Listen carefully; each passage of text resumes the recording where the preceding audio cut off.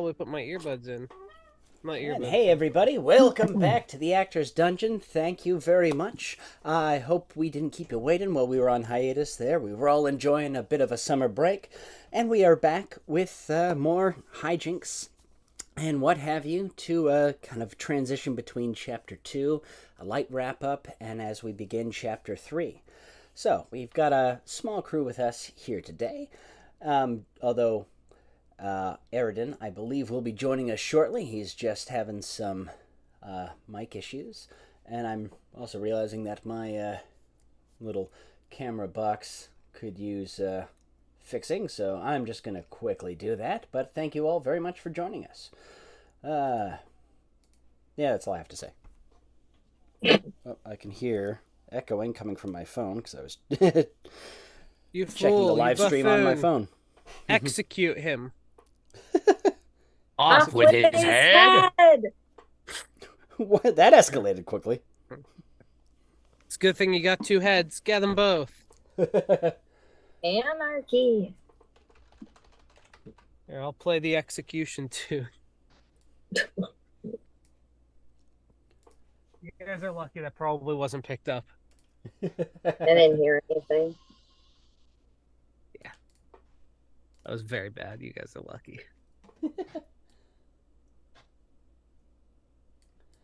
All right, and if you're in our chat, please say hello. We do love having our audience. We do this all for you. Unfortunately, and again, Curtis will not be joining us tonight as he has a work schedule that interferes with our artistic schedule. For now, he will be joining us again soon. All right, so I'll just open the floor to everybody else who feels like talking and saying hello to... got a couple people watching already. Hello, and thanks for joining us. Hello, everybody. I did this for you. Oh. I'm here to drink and kill mystical creatures. Whoa, And You're I'm all almost out out of of drink. creatures. Yeah.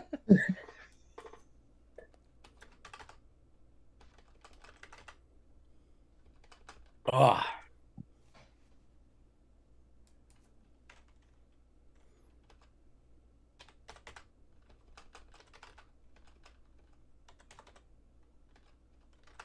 No one's gonna watch because they're all busy playing Baldur's Gate. To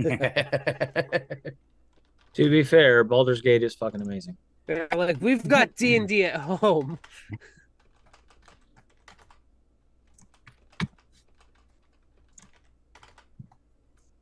Still need to play Baldur's Gate. I need to play a lot of things. I still never finished Zelda. Gasp.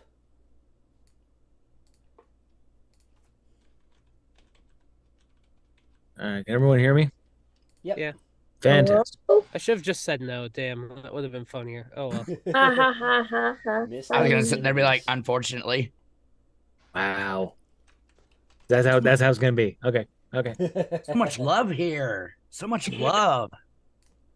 Oh, by the way, please excuse the hat. My hair is absolute mess. I don't know what happened, but yeah, it's That's all right. Little secret, he's balding. Don't bring it up.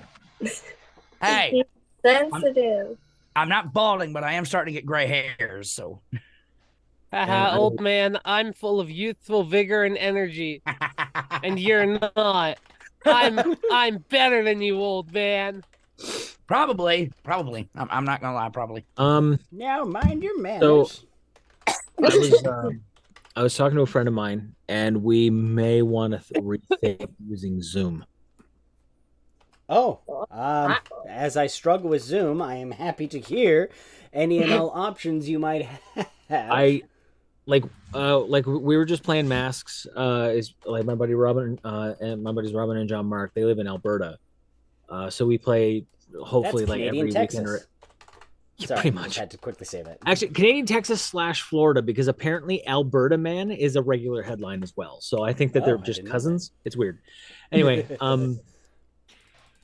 so apparently, according to Zoom's new subscription agreement thing, they can use your shit Oh, however of they course. want. Not every site has that now.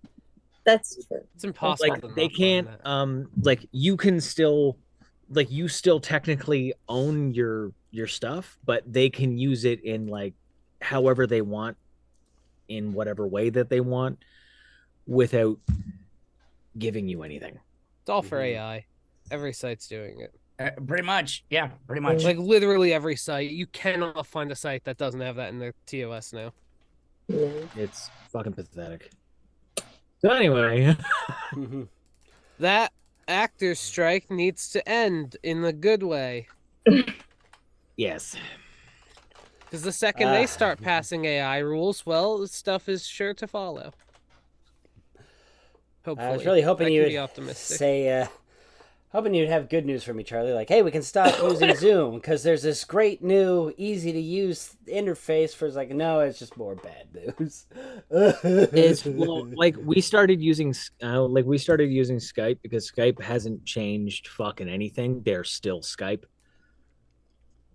Let's use Microsoft Teams. Yeah. The office workplace hell. Well, I mean, you got all kinds. You got the Facebook app. There's one app that we used for Facebook whenever I did the podcast with Facebook is also 100% training AI off of that. well, there's yeah. there's one site you can use called Melon that I know a few people use. So I just wanted to bring that to your attention, especially considering we would like to monetize this. Yeah. What are they going to do? Fuck them. I'll fight them. and there goes our monetization. Awesome. I'll beat them up. Yeah, we'll just paint Zoom up like a turtle and let Kayla have it. It's like, what are they going to do? Stop us from putting it on YouTube? Fuck them. They can't do shit. We'll just dress up like turtles that have had the shit kicked out of us. We're just gonna point and we're like, Zoom was mean. No. I'll beat up Zoom. I've been listening to a lot of Behind the Bastards recently. I'm very, very much in an anti-capitalist mood now. I'm in a very, very strong fuck them. What are they going to do? Everything's made up mood. That's so true. Nothing is really true. Yeah. I have Hit been in... score, that's just numbers you said. That isn't real. Oh, it's fucking ridiculous. Like I've been in that mood for quite some time now. Crypto, you're just saying your monopoly money's worth more than anything else. Oh, money is the word. It is the biggest. Money's not real. Just Money print was made more. as an IOU, essentially. It Pretty is much. essentially an in-between from, like, trading. It's like, okay, I don't have a chicken, but I'll give you this note, and this guy does have a chicken. So you can use this note to get his chicken. Yeah, pretty much. It's like- literally just started as an IOU system. And like even the idea of like precious metals and shit like that, like it doesn't mean anything. Like what like gold to the Spanish, they were like, oh yeah, that's great. And then they go to fucking like Aztec and Mayan, they're using that shit on chairs, and they're like, oh that's in the backyard. It's over there, man. Like it's everywhere. It's fucking annoying, is what it is. Is useless. We can't use it for weapons because it's too soft. It's kind of pretty when it's polished, but like I don't know what else we should do about it. We have shit tons of diamonds, actually, but they're all held in like these little warehouses to Diamonds are fucking useless. They are the universe's poop. That's Plus, it. It's artificial just carbon. diamonds. Artificial diamonds are prettier and cheaper. That's Just true. saying. It's diamond. Like you can actually thank De Beers for the whole diamond thing, because they are single-handedly responsible for people going, diamonds are so worthwhile. No one cares. So basically, kids, what you need to remember here is currency is an illusion, like Canada. Once again, Yeah, we if don't you want exist. to be in the same mood, I'm plugging them on stream Behind the Bastards. They're great. I love that podcast. Who boy, it makes you hate a lot of society. It's Oh, very yeah. funny. Oh Dude, yeah. I've been listening a lot. I've been listening a lot to Bert Kreischer and Tom Segura's Two Bears, One Cave. And Tom got Bert really good on one episode. I don't know if I talked about this or not. But he goes, hey, you want to know what's funny? What? Here's that little birthday present I got for you. He goes, yeah, that little teacup. He goes, I'm just telling you now that there's a 99.9% chance that you are drinking out of a teacup that belonged to Adolf Hitler. He was like, and he's looking at it. He goes, isn't that a great gift? He goes, I had to destroy it. He goes, yeah. He goes, but isn't that a great gift? He goes, I have to fucking destroy it. And they started fucking laughing their asses off. There was a scene. I don't know if you guys have seen the movie Boss Level. It is hilarious. It's like an action. It's like an action version of Groundhog Day. It's fucking amazing. And like the main character like confronts someone who's been shooting at him, and through one of the many redos of the day that he does, he manages to get a hold of the gun, and he looks at it. It has AH on it. He's like, "What the hell is this?" And she's like, "Oh, I got that in its state sale. It's from Adolf Hitler." It's like, "You've been shooting me with Adolf Hitler's gun?" Yeah. Just caps her a few times. She goes down, shoots her a few more times. Like, that's for the Jews.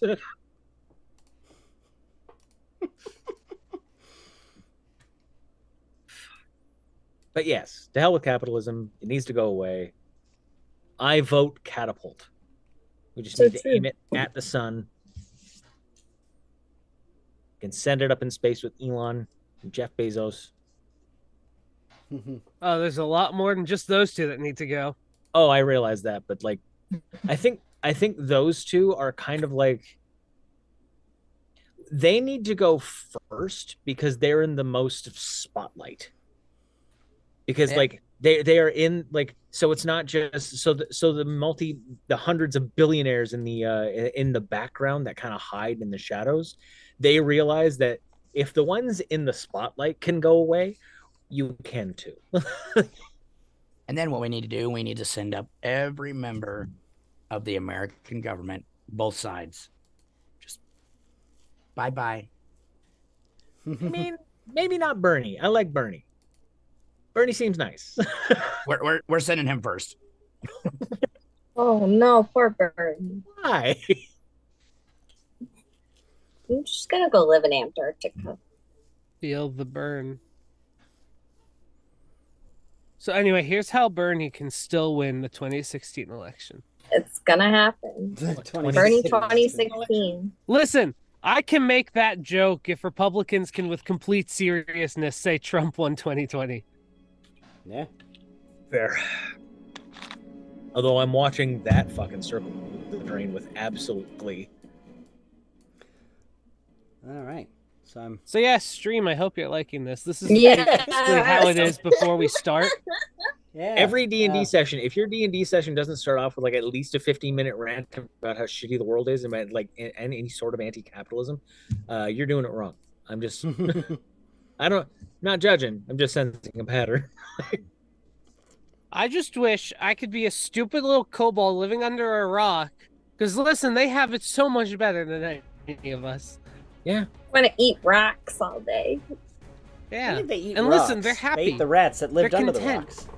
the rocks. They can eat rocks too. Rocks and rats. Don't discriminate. Just because you yeah. can't eat rocks doesn't They mean have you hate favorite every- foods. Yeah. Variety is the spice of life. Variety. You see, that's what my ex said whenever I found out she was cheating on me with like 4 guys. She goes, I want variety. I'm like, yeah, I can see. All right. I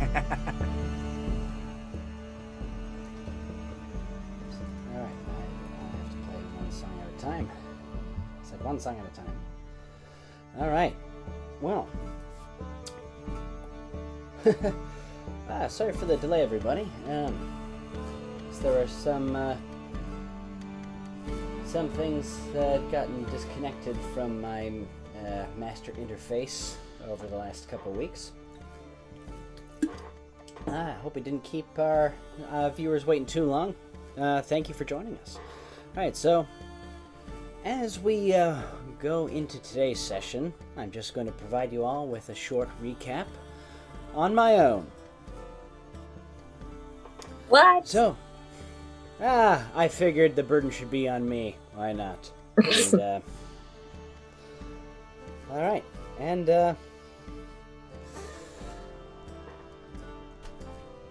Yeah, I was thinking about doing something silly, but nah, I'll just give it to you straight. So, as you all remember, the Chapter 2 had started off with the Urchin limping into the port of Lido's Island, where their ship was quickly commandeered, as the Urchin was considered a hostile vessel and property of the mayor. After they attempted to parley, they learned that the town is in quite a bit of a pickle, as they are being assaulted by lycanthropes. So they decided to go to the mayor's office. They heard the story about the deforestation of during the wartime. It seems that this island was occupied by the city of Ironhold. I had to just look up at my map there. During the war against Valorum, the continent where our party originally hailed from before they were taken into slavery.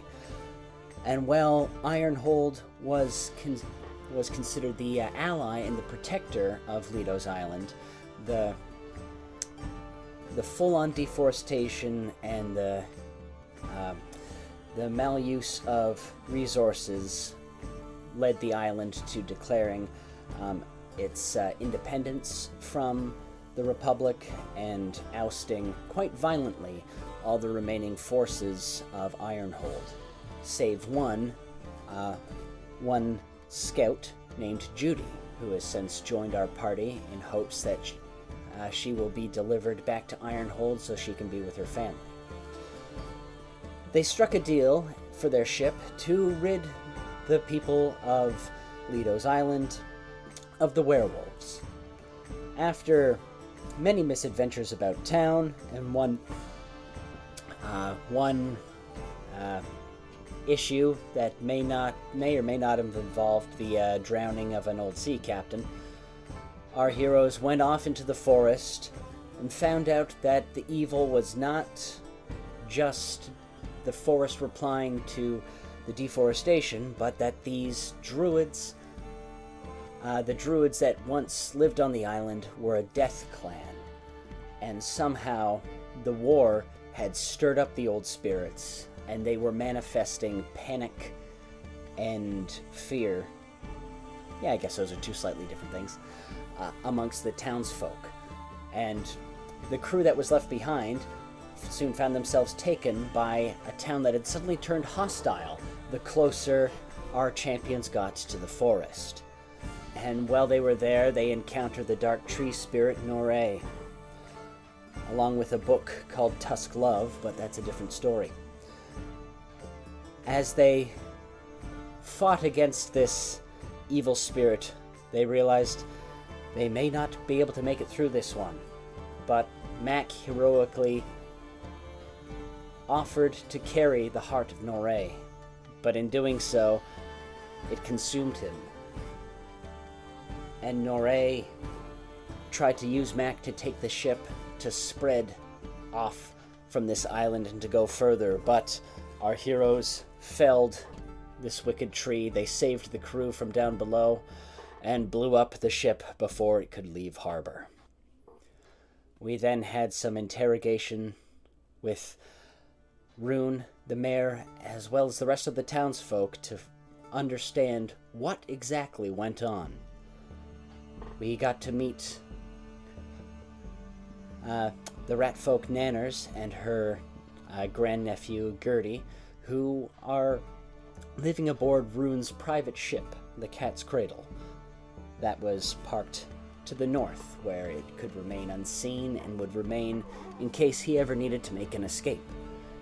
It was revealed that there were obviously mind effects going on, and as the town healed, we go into everybody's last week. So everybody here on Lido's Island has just spent a week tending to the wounded, restocking, and helping with the rebuilding. And as Eredin had negotiated with Rune, the ship is now yours. It is the least they can do for what you have done. And the ship being home to Nanners, he only asks that you ask her for permission to use the ship, as it is technically her home, and he is happy to accommodate her, whatever she wishes. And so we're going to cut over to that conversation now, as you all join Nanners in her cozy little den aboard the ship to discuss the potential taking of this ship into the great unknown.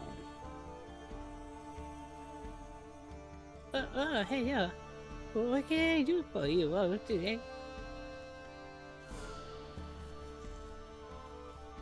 Hi. Hi. We'd like to, first of all, could I possibly get a bigger chair? I'm pretty sure this would have stuck up my ass. I know, I'm sorry, that's one of the biggest we have. Yeah. I'm not this very large person, as you can see. Yeah, I can see that. Cool. You can maybe try sitting on the bed if that's a little better. Nah, I'm good. I'm pretty sure if I stand up, I'm gonna embarrass myself. Oh, okay.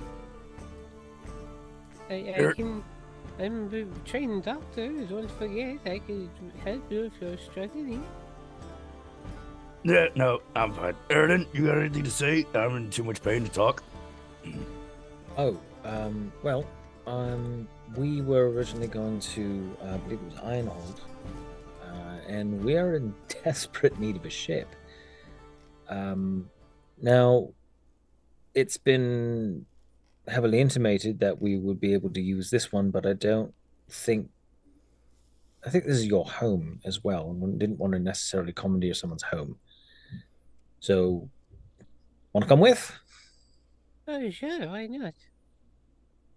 Oh, well, that was. Hello, I don't think I've met you yet. Hello. Hello, I am Hello. Phelan. Oh, that's a lovely name. Thank you. You may refer to me as Nanos, as most people do. Well, it's nice Not to my meet you. real name, of course, but it's an affectionate thing I've come to enjoy being called. All right. But yeah, Alright. sure, I don't see the trouble in it. I've always been one to travel the world, even in my younger days. I mean, why would you live on a boat if you don't like going places, right? That's fair. That's very true. Yep.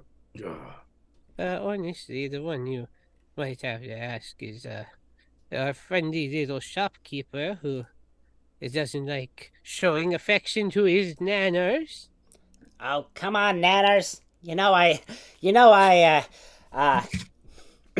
know. I'm Yeah, just where teasing where you. where we're going, we're just wherever there's customers. I was hoping we could commandeer something over to Iron Reach, but well, I suppose we are all kind of at your disposal.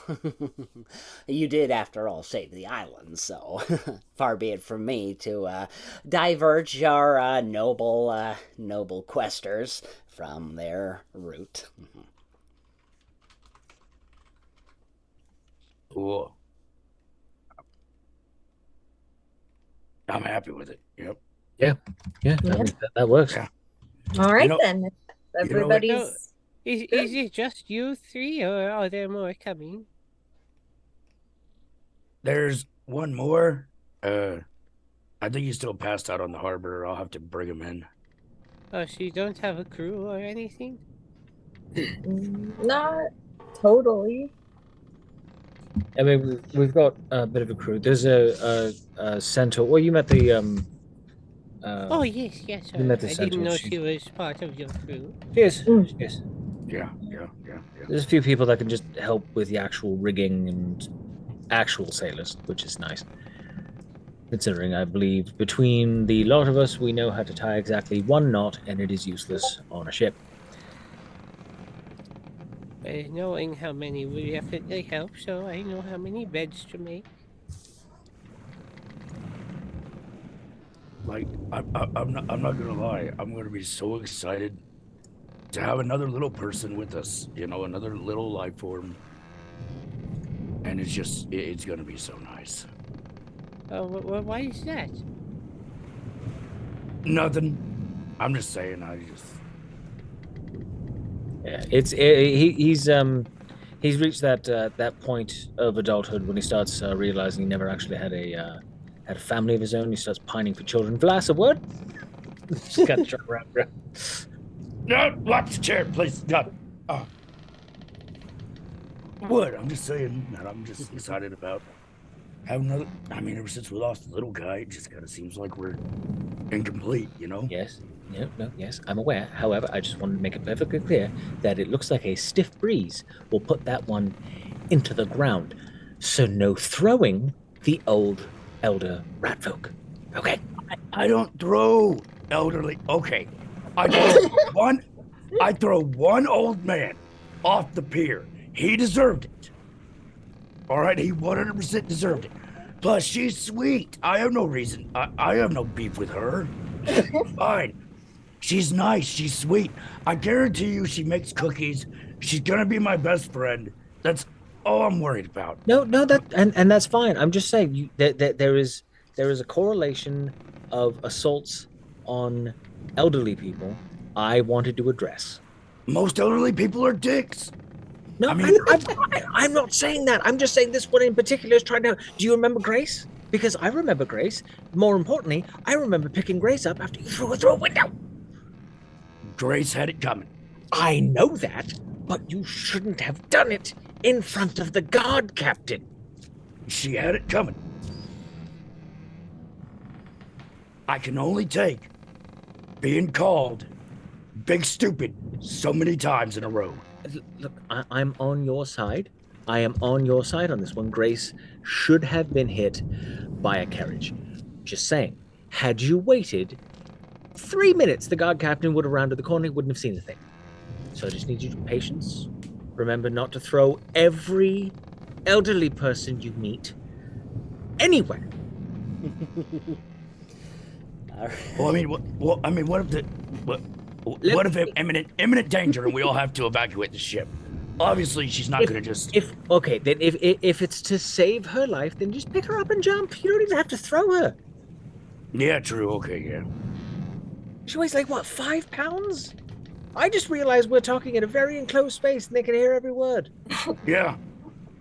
And the It's chair's okay still. because she's actually talking to Phelan, and as you look, point your attention back over to her, you hear, "Oh yes, he was a very good sea captain, a dear friend of mine.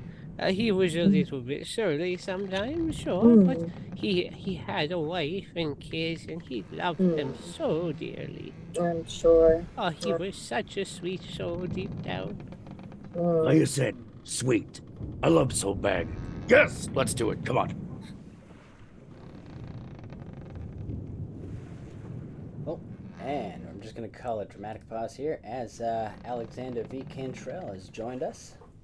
Oh yes. Yay. We've got the whole crew. Hello. Hello. Oh my God. I took one There of he those fire victim naps. Fire victim naps?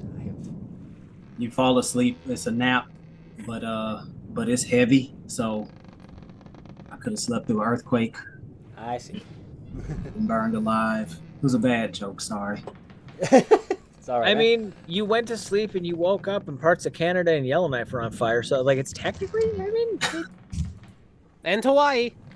Oh yeah, I just like the fact that like Hawaii was on fire, and then so was British Columbia and Yellowknife. But it's a good thing climate change isn't a thing. There's a fire on literally every corner of the U.S., mainland U.S. Well, normally that's how you cleanse it. You start from the outside and just kind of work your way.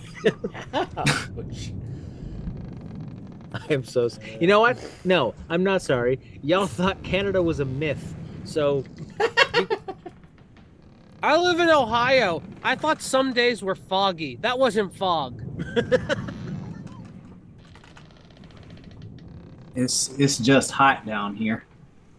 The bridge in New York City looked like Dark Souls boss gate.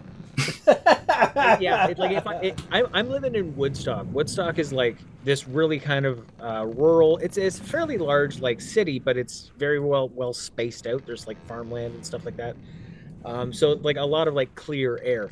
If I wake up and outside looks like fucking Silent Hill, I'm just locking the door. I'm not leaving.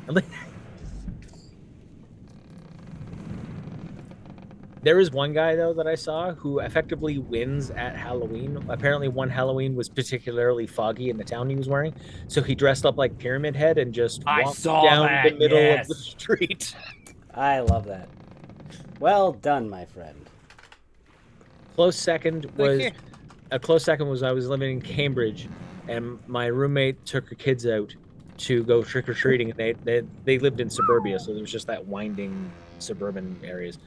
And she went around to the corner, and I get a text message with a picture attached to it, and some brilliant bastard has tied a single red balloon on a completely empty street to a sewer grate. And all I get is a text message with that picture going, "Can I keep the balloon?" I was like, no, you can't. That doesn't end well for anyone. Even the clown. It ended horribly for the clown. There was a guy in my area. He used to own a 57 Plymouth Fury. Okay. It wasn't the same color as Christine. It was a little bit rusted stuff, but he used it as a Halloween decoration. The car needed to be restored, but every October he would pull it out into his front yard, and he'd sit there and he'd sit like a skeleton in the driver's seat and stuff like that, and he'd put lights on it and everything, and like trick-or-treaters would come up, and he would have the old 50s music playing, like all the songs that played from the movie as you walk by it, and I'm just like, he well multiple done. times he had multiple people asking if they could buy that car from him, and he's always like, nope. And they're like, but you just use it as a... I would have put a fucking remote starter in that thing and just like have someone go, "Oh man, that's a nice car." I'm sorry, but that is probably one of my absolute favorite horror Stephen King films is Christine. That movie was just, Yeah, but it was you're a car guy. But it was funny. So what was it? The gas station scene where the gas station blew up and everything. The stunt driver almost died doing that. So they set the building on fire. Like, it was an actual gas station that they set on fire and blew up. Wow. 80s. So they set the place on fire, and the car had really dark, thick tinted windows, so you couldn't see inside of it. And basically, they had a spotter who would tell them, be like, "Okay, hard left now," and he'd sit there. And so, anyways, he had to pull the car in, and he was supposed to pull out very slowly. He was inside the burning building. They go, "All right, action!" And right as he went to go back out, the car just, because it had no oxygen. And he said, and they interviewed him. He said he was in there trying to get the car to start. He's like, "Come on, come on, come on!" And they're like, they go, "Hey, what's going on?" He goes, "Car stalled out. It won't start." So they're trying to figure out, like, "Oh, okay, we might need to put this fire out." He finally gets the car started. He goes, "I got it started. Look out, I'm just coming out." And in that scene where the car comes hauling ass out, he was supposed to slowly back out, but no, he was trying to get away from the building real quick before the explosives went off, and he hauls ass out. And the scene, he was actually supposed to drive slowly between the camera and the gas pumps, and it's supposed to be real eerie looking. But instead, he was just trying to get away, and he couldn't see where he was going, so he threw it in gear and just stomped on the gas, and he ran over the fuel pumps. And they wound up being like, "That actually looks amazing." So they left it. But none of that was supposed to happen. He was just trying to get away. Merry mishaps. He said he was in that car like, shit. Go. Like, I'm glad you all enjoyed that scene. It cost me approximately $2,500 in therapy. Hey, Alexander, you ready to go? I believe so. I'm all booted up. Sweet. Alrighty. Bootied up. All right. 24/7. Dramatic resume. So, you get everything sorted out with Nanners, and the islanders all gather on one sunny day to see you off. Skip and the crew spent the night before outfitting the ship, rolling on the rum barrels, the powder kegs. You notice immediately that this three-mast vessel is unfortunately only a 2-gun ship. It is, however, as Rune quite proudly says, it can outrun any of Ironhold's ships. This was an intercepting vessel once upon a time, and while he's made it more homey, it has indeed, you can tell by its sleek design and more narrow hull that it can cut through the waves with ease, and the sails, of course, it's a 3-sail vessel, so long as the wind is in your favor, you should be able to outrun anything. Perhaps. And all of Leto's village all gathers round as you sail off. Ba-ba-ba-ba. Goodbye, everybody. I wish I could say it was fun, but I'd be lying. It was something, alright. Yep. It was definitely an experience. I never thought I'd experience all my intestines and entrails outside of my body, but you know what? That was fun. That was fun. Yeah. Ugh. Supposed to keep Would that you on the all inside. like huh? some tea I made? Yes. Ooh, I would love some tea. Oh, here you are. Thank you so much. Oh, snap tea. Little And cup. with that- Wait, I have normal sized cups. Oh no, this is lovely. You're so sweet. Yes, thank you. Oh, I try. I mean, Thank I you, will Vina. happily enjoy this cup of tea. I just, unfortunately, I can't stand on the prow of the ship and brood as I look longingly over the horizon, because it just kind of ruins it. Like, No, you look so intelligent and pondering. I'll take it. Don't encourage him. Like I said, she's perfect. I love it.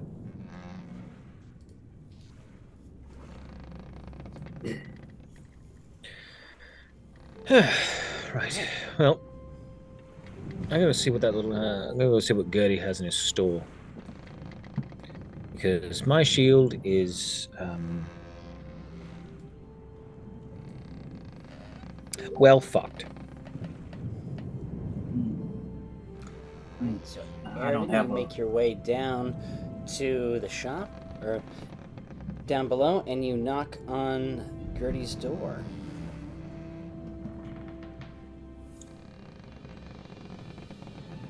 Mm-hmm.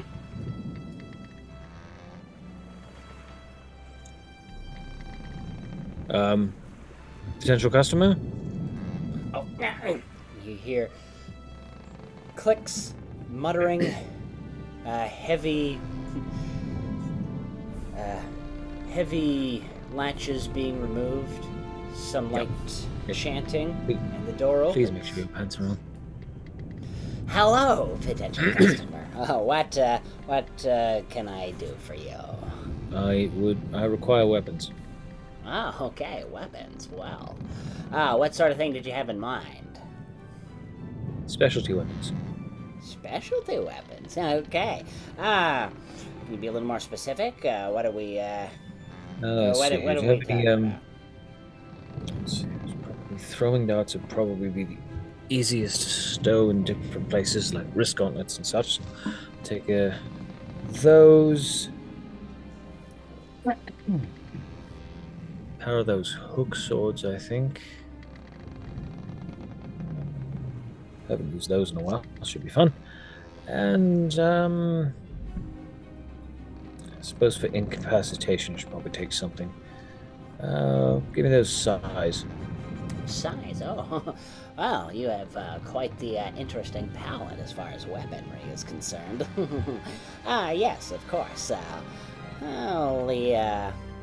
I'll just put together the invoice, and don't you worry about that. It's all yours. You get to go and enjoy it. Right. So how much do I owe you? Oh, yes. Well, I'll quickly write up the invoice, and I mean, it's not like you're going anywhere, but well, I'll I'll have to look into that. Some of these are specialty weapons, you see. Very well.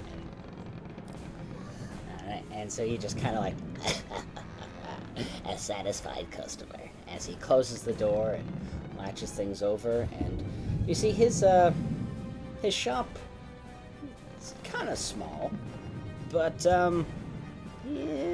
not quite sure where you got all these things kept coming from. It's a mystery for another time, perhaps.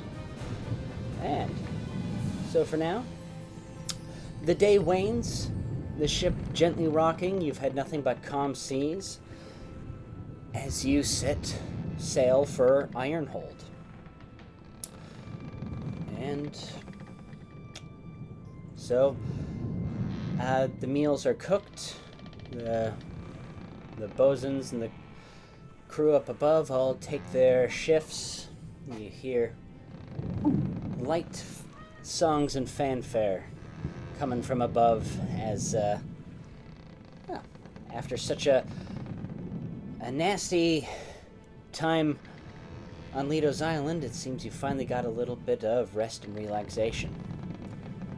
As you all find yourselves below deck in the cargo hold, enjoying a nice home-cooked meal provided by none other than Nanners herself.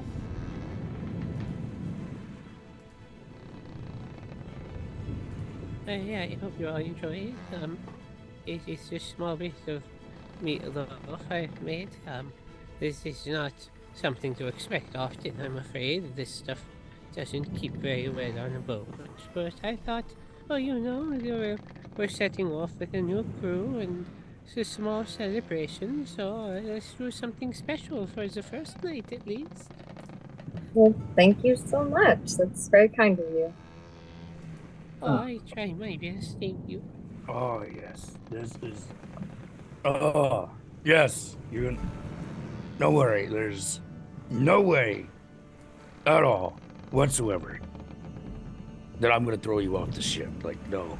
Oh, yes. Oh, well, that's one of the nicest things I've ever been to. Oh.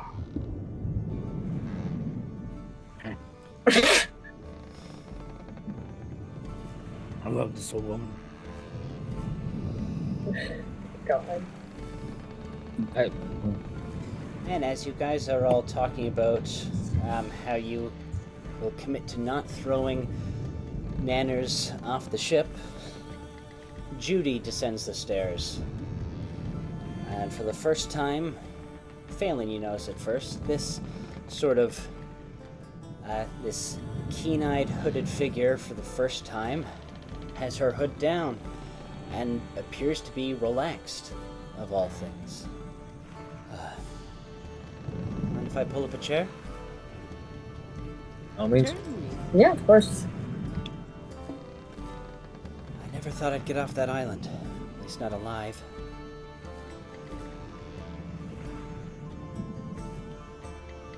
Thank you all for your help. What a weird sentiment. Sorry, I mean, you're welcome. It's just, I never thought I would get off that island alive. You hear that from, like, it just, would you be aware if you were dead and got off the island? Like, I don't understand. I don't think it's that deep. I think it's just, she's grateful to be here and alive. Yeah, and look, happy to have you. It's just, it's strange thing. You know, I suppose I haven't ever really considered that sentiment, but I think you're right. It is sort of a strange thing to say, and it does sort of reveal me as a spiritual person, that I wouldn't be able to leave that until my soul was released from this mortal vessel and traveled into the afterlife. Unless someone made you into a zombie. Oh, you don't look at me. I don't know that sort of stuff. And made you just skeleton. Or maybe you ended up being one of those weird spellcasters that looks at death and goes, nah. And just... Oh my gosh. Yep. There's many options. Garden's full of good spirits today, huh? Yeah, I wonder... I mean, we're no longer on a werewolf-infested island where the islanders, whom we were trying to help, were trying to burn us at the stake. which is always nice. I'm also trying to stay in good spirits because my mother's shield has been rendered relatively useless. And that's Manners, thank you. He's had that shield for a long time, ever since we were kids. I remember it. But I will say, it would have been kind of cool if I did get turned into a zombie after the evil old tree lady killed me, and I didn't get, and because then I could have used like my entrails like a lasso, and it would have been just a whole new gig for me. So, I mean, I would have had that, you know. Just saying. As a medical professional, I am obligated to tell you that that does not sound like a very good idea. I am willing. I would like to agree with Nanners here, and also that's. Sorry, the two of you have known each other since you were kids? Mm-hmm. Yeah. I'd like to hear that story.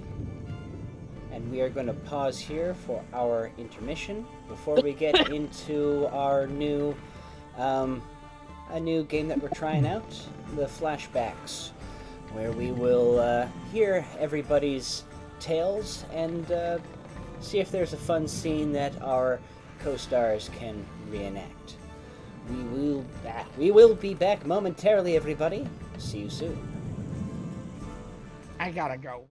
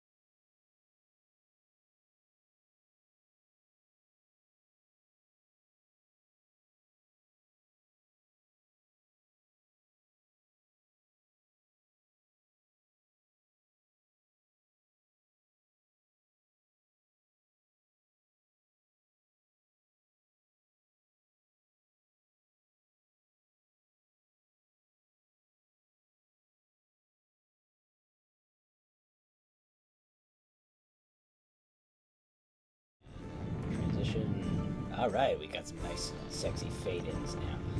Hello and welcome back, everybody. Yeah, hope you all had a good intermission. So just coming back from a conversation of movie trivia and some unfortunate findings in other jobs. But now, getting back to our lovely story, here we are beneath, below deck in the new ship, the Cat's Cradle, as you all enjoy a story. And Judy says, yes, you were about to tell me how you two met. She points to Vlas the Ass and Eridan Kalad. School. Yep, pretty much. Where did you go to school? The village school. Oh, the village school. Okay. Yeah. There wasn't. It was. It wasn't a very. You know that that stage when a town is becoming a city. Mm-hmm. It's not quite there yet, but give it a few years and it will be. That's what our town was like. It was slowly getting. We had enough rich people trying desperately to buy up all of this property in order to make it a throbbing, thriving metropolis, and whatever. And at the time, there was only the one school, and that was before any of the universities and colleges and elite schools had shown up. I'm sorry, he said throbbing metropolis. Yeah. Oh my yeah. god. Throbbing What? It's a throbbing metropolis. Yeah, No one has been to a throbbing metropolis before. Was that the name of the height of the... Sorry, I'm assuming it's... Never mind, tell your story. Oh my god. I was through a throbbing metropolis once, but I was drunk and I don't remember too much. It's where I met my ex, and she was pretty nice. So, you know. That was the name of the brothel. Oh yeah, that's right. So what were the teachers like in this throbbing metropolis? Oh my god. Okay, so we're gonna have to shy away from that particular term because, as I have just stated, once the city come out, the throbbing metropolis became the name of the brothel. So the teachers were pretty much whatever you wanted them to be. So your school became a brothel? I mean, the building did, yeah. Got you. Was it while you were still in school? Or? No, we would have learned so much more. No, What was her name? It was It was double. We called her Miss Double P in the throbbing metropolis. Oh my god. Her name had like 2 P's in it, but it was really hard to pronounce, so we just called her Miss Double P. Yeah, she was absolutely gorgeous. What was it? Elf, half elf, something. It doesn't really matter. She was absolutely stunning. Ended up actually being the madam of the throbbing metropolis. Yes. And good God, Yes. hot for teacher. Not gonna lie. With the a lot of the once the city expanded, the teachers kind of either got jobs elsewhere, working in the college or the universities, and Miss Double P's thing, she became the madam of the brothel. What were your classmates like? Was it you all get along, or was it sort of farm versus country, or country versus town? Or? It was all right to begin with, and then as the city started expanding, it got very elitist very quickly, and then it quickly became the rich versus the poor, and if you weren't noble, you weren't worth anything. And I got a bit of a pass because my parents were rather well-respected adventurers, but not everyone got that much. I see. No,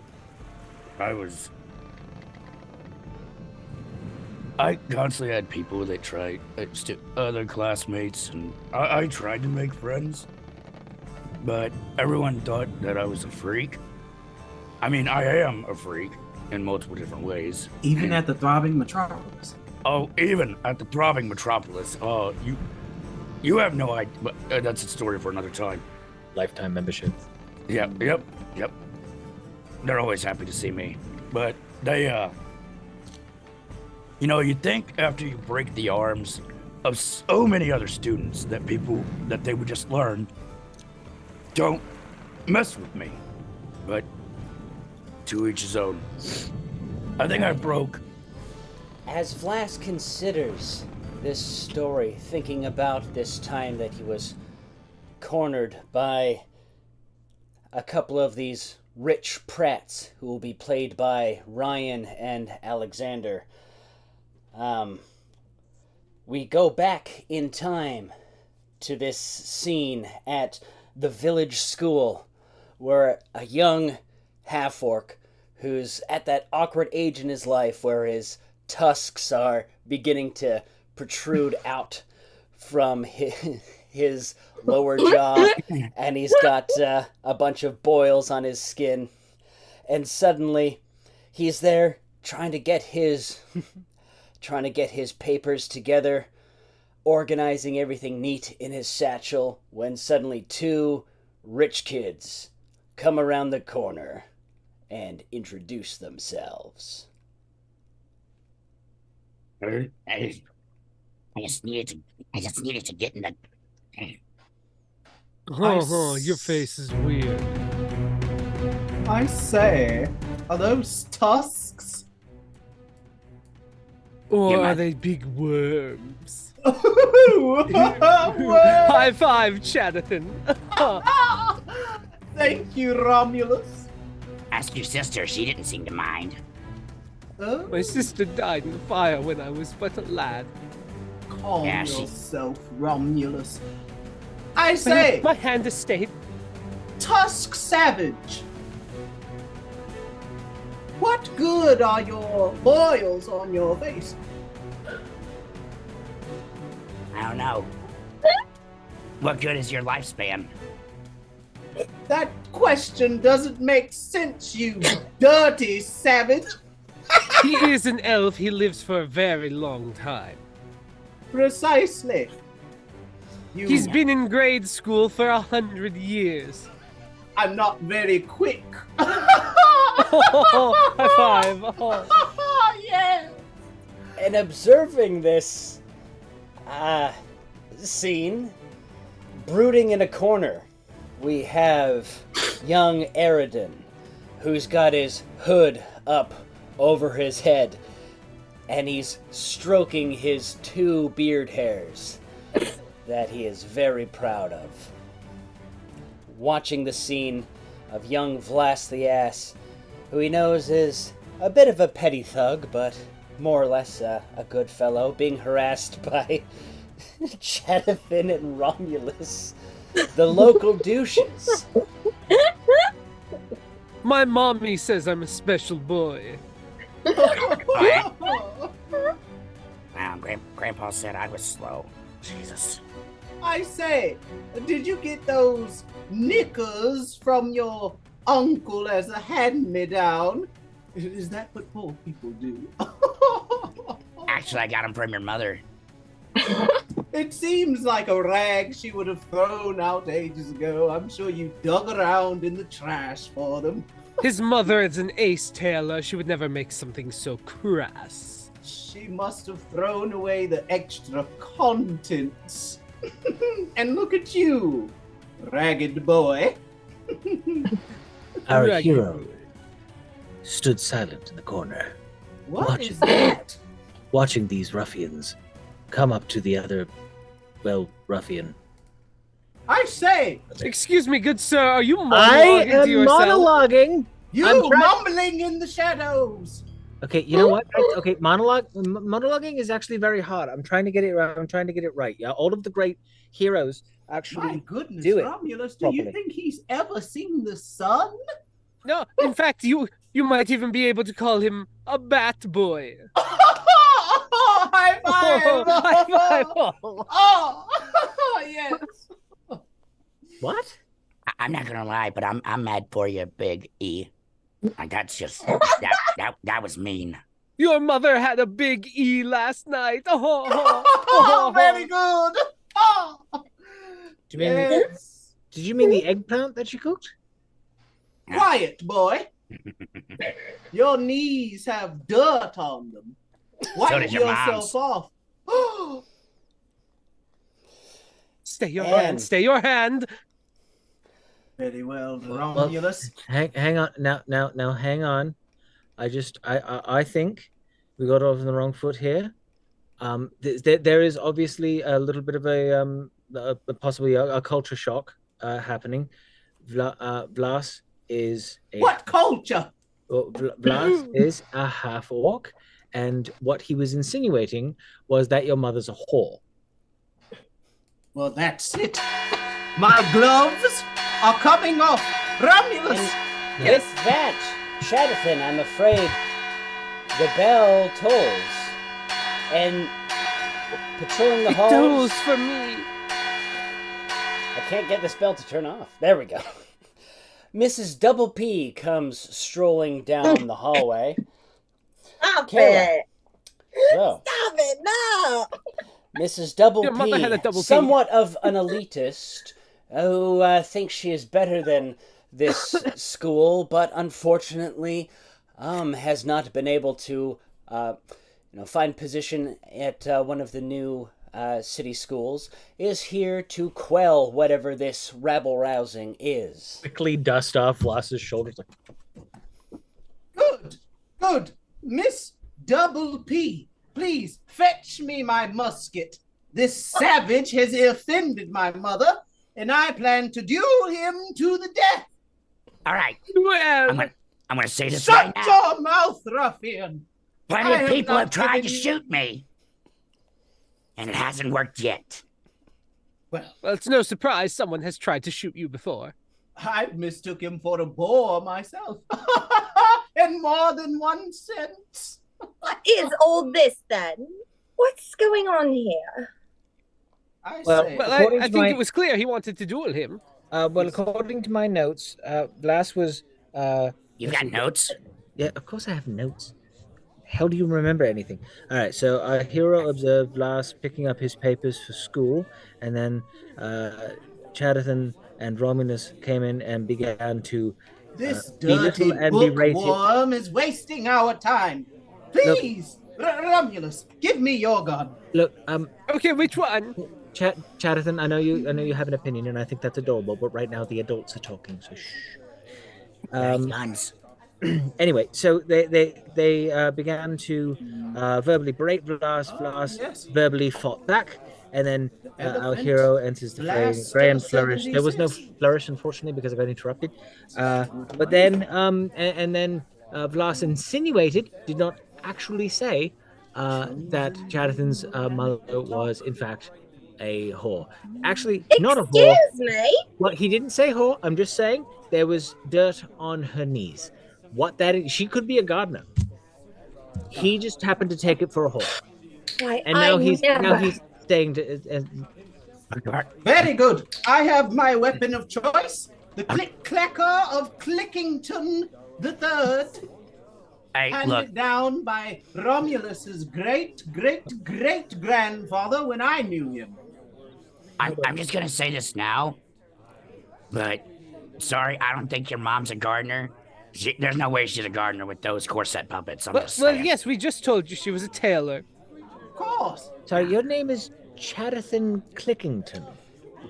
Now, Mrs. Double P, you know that rapscallions like this, you have to put a stop to this quickly, and they are better off if you transmutate them all into sheep for the rest of the day. You know, one could say that last fellow is quite the ass. High five. The gun went off. Oh! Yes, that's just stupid. That's never going to catch on. Well, No, let's it's not. Stop. I've had enough of all of you. Just knock it off. I say my father will hear this. What's your name again? You can knock me off all you want. What? Nothing. He's nodded off. It's fine. He falls asleep standing up with his eyes open and mutters things. Yeah. It's weird. Yeah. Just move on. Sorry, your father was going to do something because you're inept. Please. Your socks don't even reach your knees. I am beyond all of you. Okay, I'm sorry. I gotta stop it there. Why?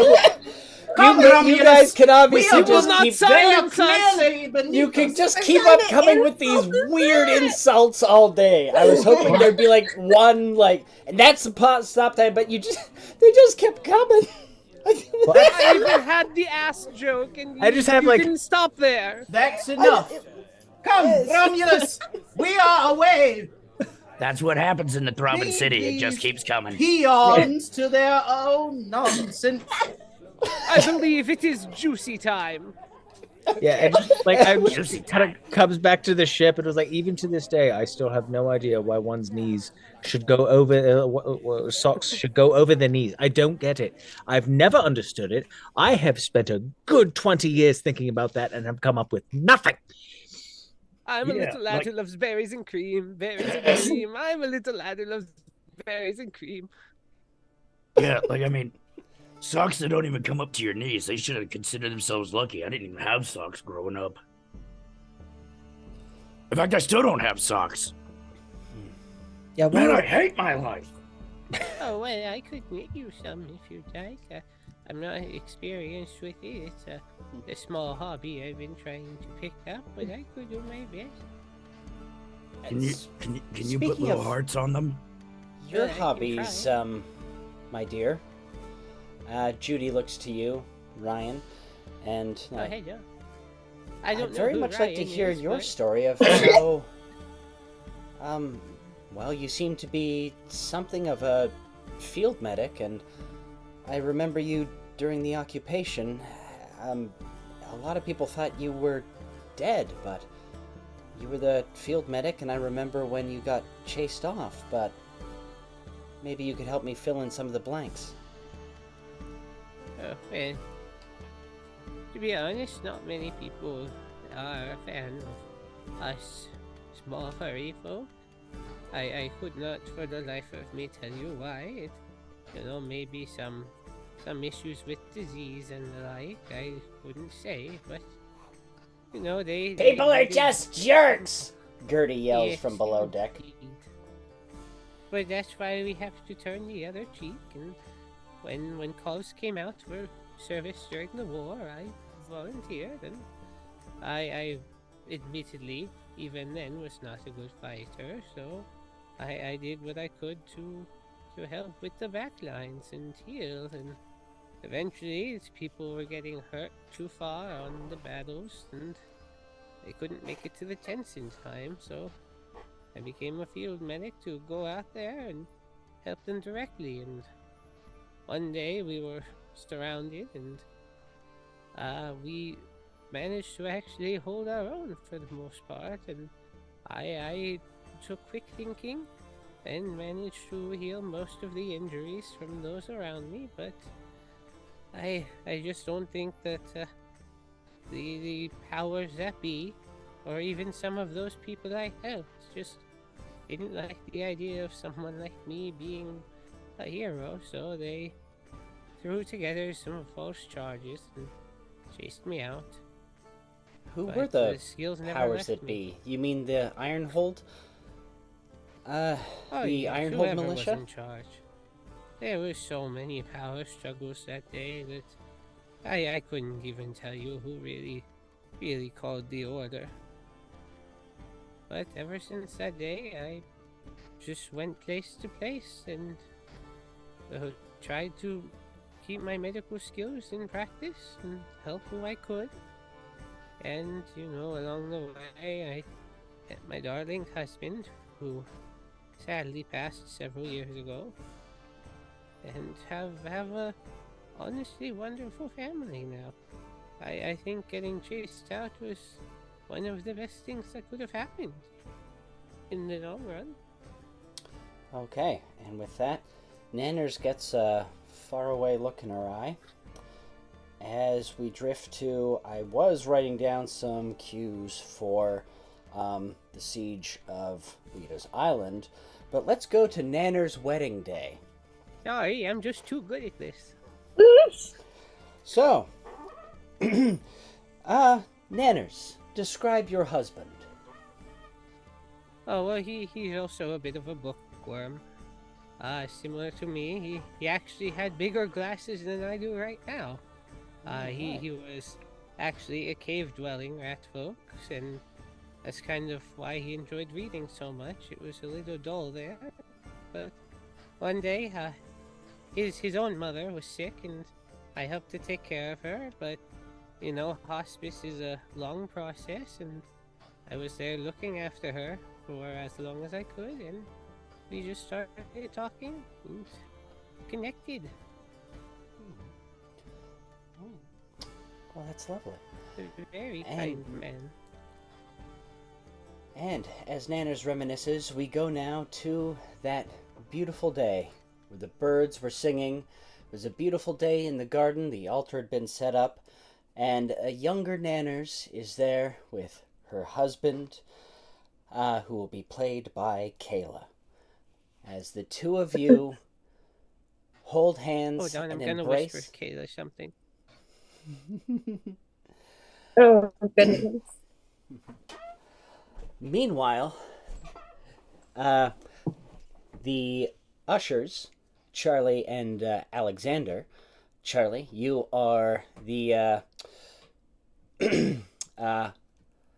a niece of Nanners. Alexander, you are a nephew of the groom. As you two argue over who gets to sit in the front 2 rows. I mean, well, obviously, my family should have first row, because I mean, it's the bride, so Yeah. this is her day. Which means clearly women come second. So the man's family is supposed to be able to have, their pick of where they'd like to sit.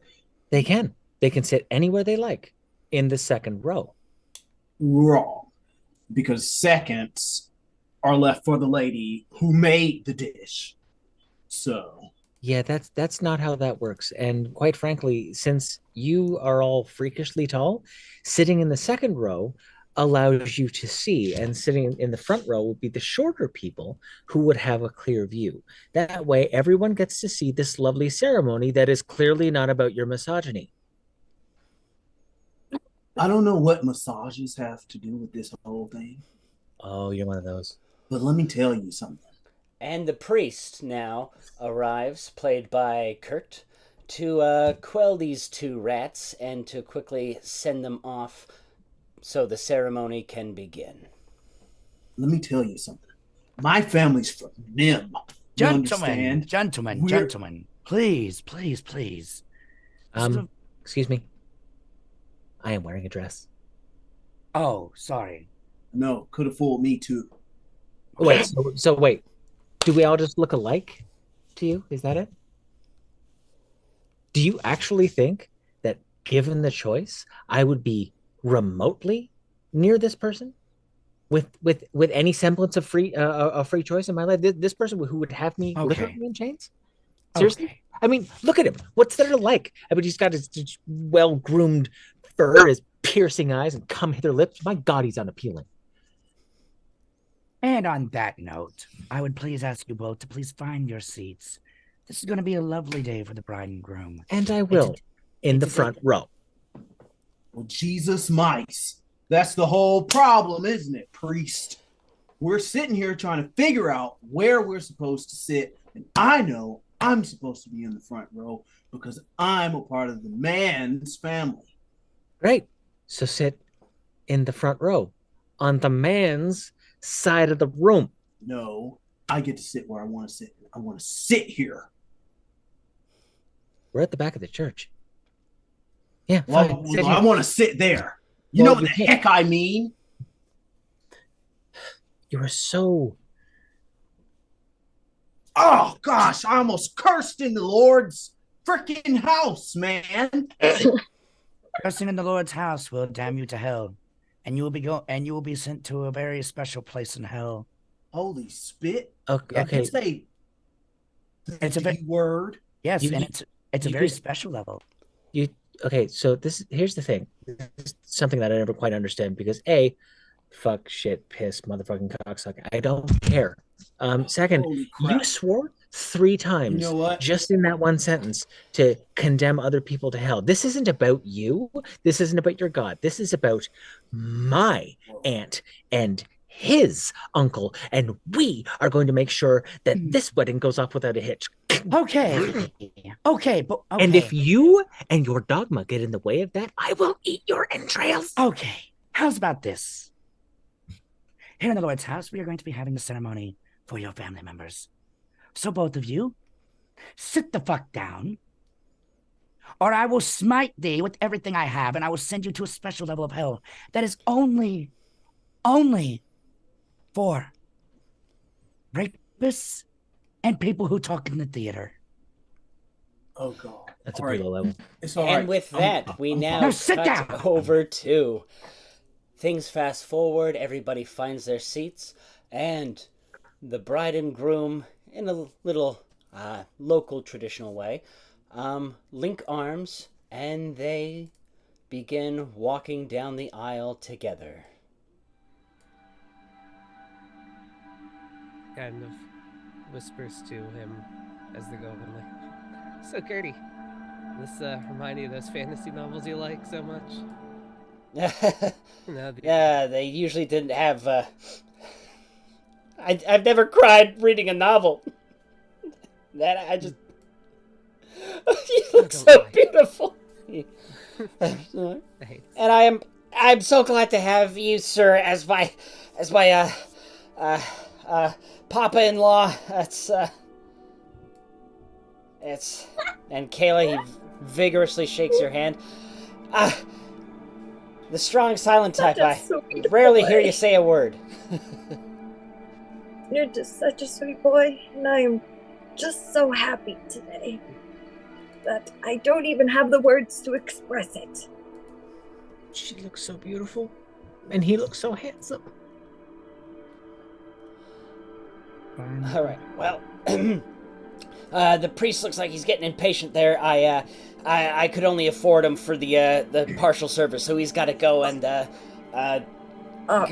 do a burial right after this. So you guys got to scoop. Let's hustle then, dear. Yep. Right up to the front. No. Yes. Welcome. So, my time is about out. I'll be in overtime here soon. I will hit you with a crowbar if you ruin this. No, I'm just saying. Okay, so am I. Okay, everyone, He let glares at the interrupter in the crowd. everyone let's begin, shall we? Today, we come together to wed these two in beautiful matrimony. In the eyes of our Lord and Savior, the Ella Swap. If anyone can think of any reason these two should not be wed, may he speak now, or forever hold his peace in the throbbing city. Where?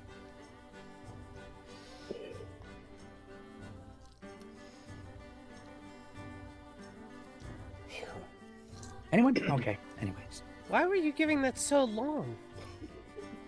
I just some things that happened earlier. Anyways, so do you, sir, take her to be your wedded wife? Oh, I do. Of course I do. Yes. Yeah, Unk. Level of hell. Thank you. And do you, madam, take this man to be your wedded husband?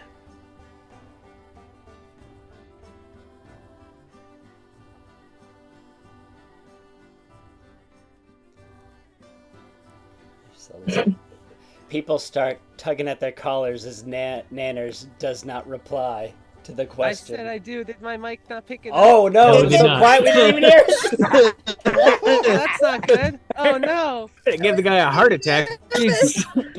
My heart. I'm nervous. I'm sorry. Splendid. Okay, dear. Splendid, splendid. Now, sir, you may kiss your bride, and forever be interlocked, and marriage with her, through sickness and in health, for richer or poor, for all of eternity.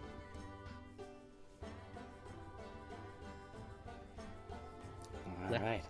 Mm. And everybody, Conrad? the crowd swoons as the two beautiful rat folk embrace in holy matrimony. And we return now to our ship, where you all sit around the table as this little old lady with a twinkle in her eye recounts the day of her wedding. Honestly. Excuse me.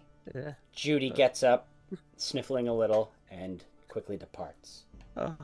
honestly, the proposal was a little nicer. There were no feuding families there. So your nephew is from Nim. I suppose so. I didn't pry too much into his life. It was a beautiful story. It truly was. It really was. Sounds like a very lovely day overall. Honestly, the day my life changed was even before that. Just the day my loving Conrad asked Corsica, "Will you choose me?" Anyway, sorry, I didn't mean to bring the mood to such a melancholy. It's all long in the past now. You know, Gertie actually picked up his love of reading from Conrad. And that's part of the reason I'm traveling. He always loved stories of adventurers seeing new places, and I'm sure wherever he is now is boring as shit.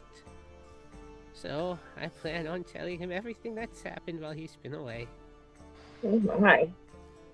Wait, your Very husband? kind. Very kind of you. Your husband's still alive? Oh no, he passed a few years ago. Oh, okay. Sorry about that. I Too- still Too much.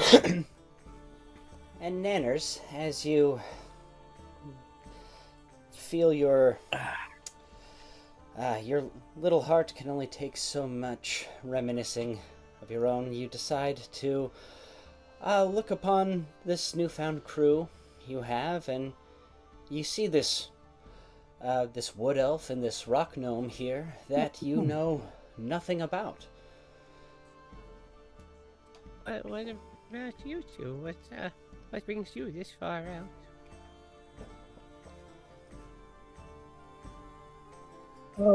Well, just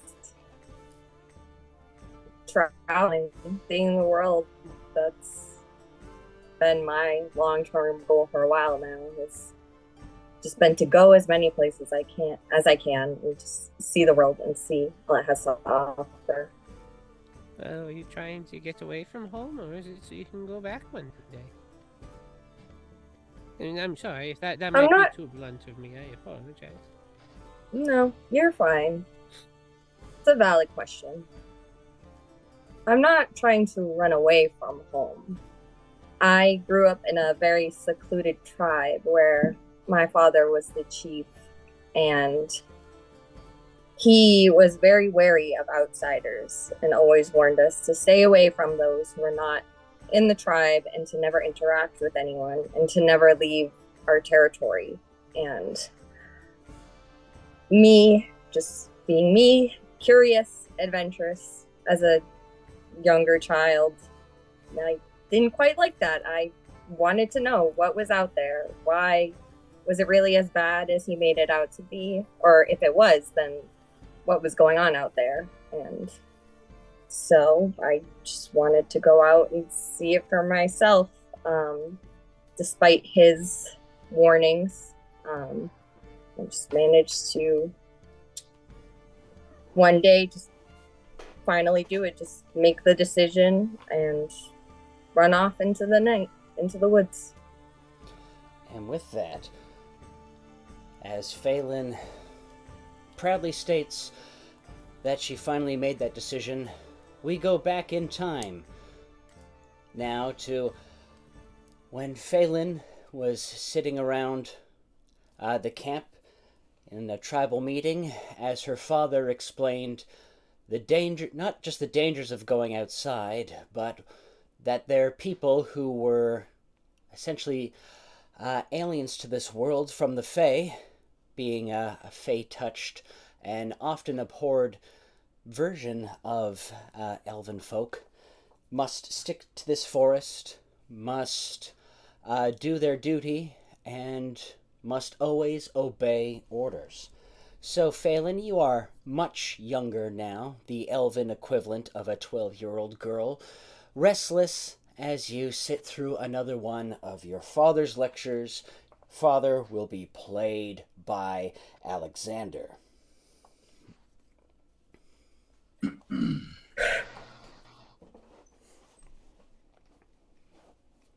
And so,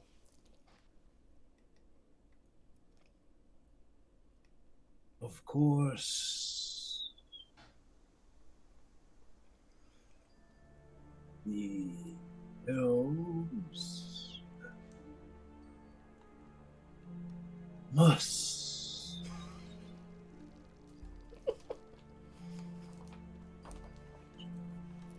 obey laws. Yep, must obey all rules. Yep, I've heard it before. I get it, Dad. I get it. Now, Whatever. don't be hasty. But- And don't interrupt.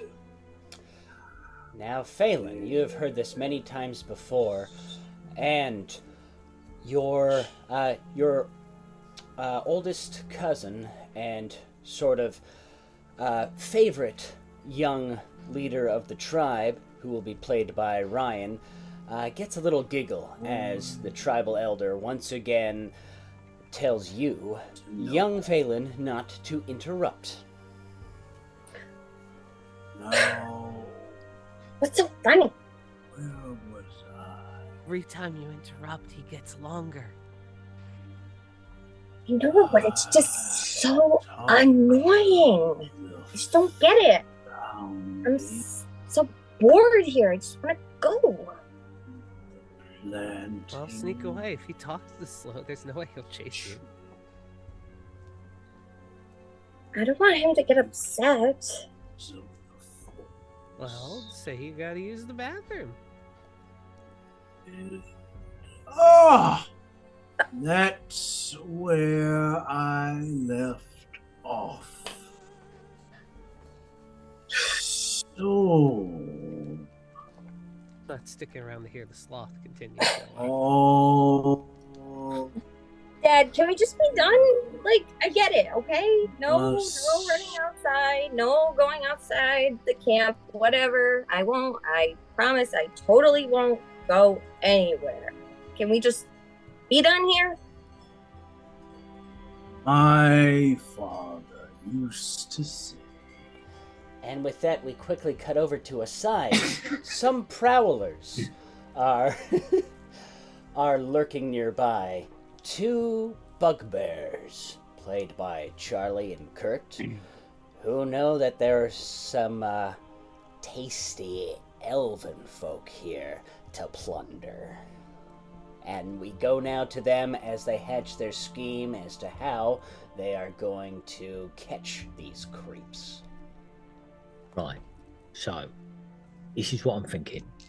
We dig a hole, but we put some spikes in it, some sharpened sticks, that sort of thing. And then we put a blanket and go sprinkle it with leaves. They come around completely unawares, step inside. They go to step on what they think is earth, right? fall in the pit trap and impale them. This goes for 2 levels. 1, very good chance that they'll die. 2, already on a stick so we can eat them.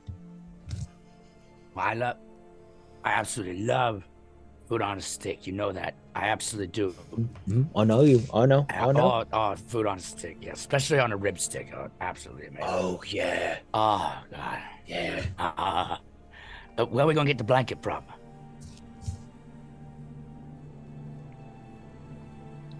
Do you not have one? No, not currently. I left my blanket on my bed. I told you we were going camping. Why wouldn't you bring a blanket? This happens every time. Why am I the only one? I pack the tent, I pack the bedrolls, and I pack the pillows, and I pack the water, and I was like, you need to bring the blankets and the food. And the only reason we are currently hunting elves right now, just outside the Elven Kingdom, is because you didn't bring the food. And now you are telling me that not only did you not bring the food, but you didn't bring the one other thing that I asked you to. When you said camping, I like your camp. I like to rough it. You know, I mean, because I like to rough it. You know, I don't. I want a blanket. I like to sleep on the rock, and smack my head down on it. I think it's fun. Rough it. Then you do that. I asked you to bring a blanket for me. I have a very delicate constitution.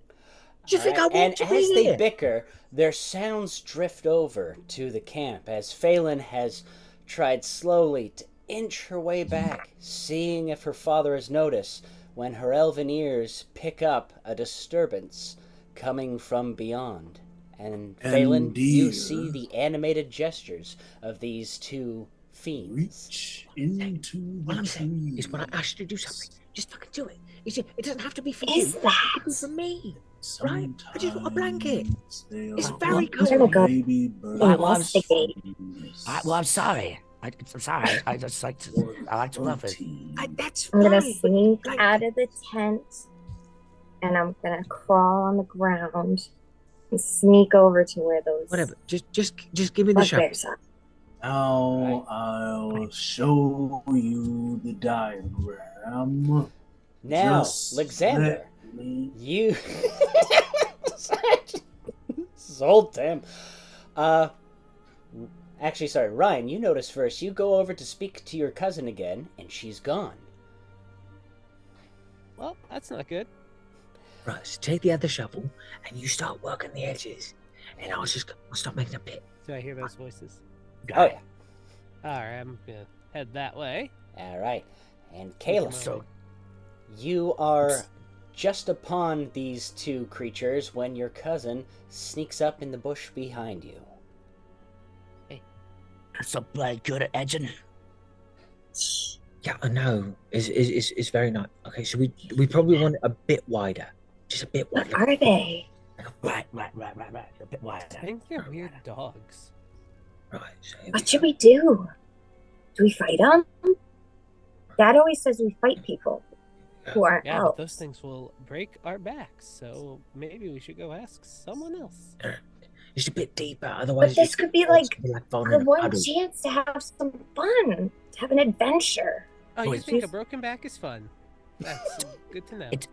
It's always better when you can put your stick in a deeper hole. Well, So, I mean, you can go run back to that stuffy old tent if you want to. I'll stay out here and I'll take care of these guys all by myself.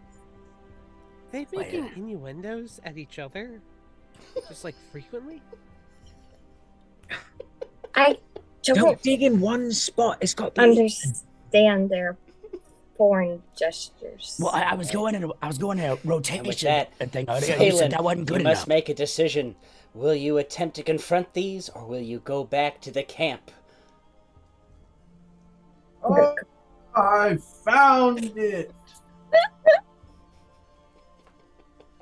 Hey, Hand you two. Who play has said that? Me. Hey, look. Okay. Hello. We're not just making a garden. Yeah. We're just digging the perimeter, right? Just loosening up the earth for a garden. Yeah, we're gonna make a lovely garden. It's gonna be Yeah. absolutely beautiful. Put some sticks in there. Who are you? We're the gardeners. Yeah, I'm what's the hell name? I'm Tinkle. And I'm Spadix. Spadix. You're not from here. Maybe you're not from here, because we look like the way we do. It's just very rude. It's very rude indeed. Yeah. Maybe we look normal and you look weird. Yeah. Do you ever think of that? No, Yeah. you only think about yourself. Well, And I with don't know Jack. anything else. Oh, do you want to know how to build a garden? With that, I'm just going to pause you there. Alexander, you have noticed that you have noticed that your daughter has gone missing, and so has your chief scout, your second nephew, or great nephew. I don't know, Get your genealogical. facts straight, man. Jeez. And that is when your elven eyes pierce through the darkness to see your daughter confronting two armed bugbears, villainous goblins,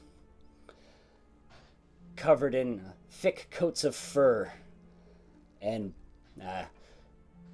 sharp teeth, etc., etc.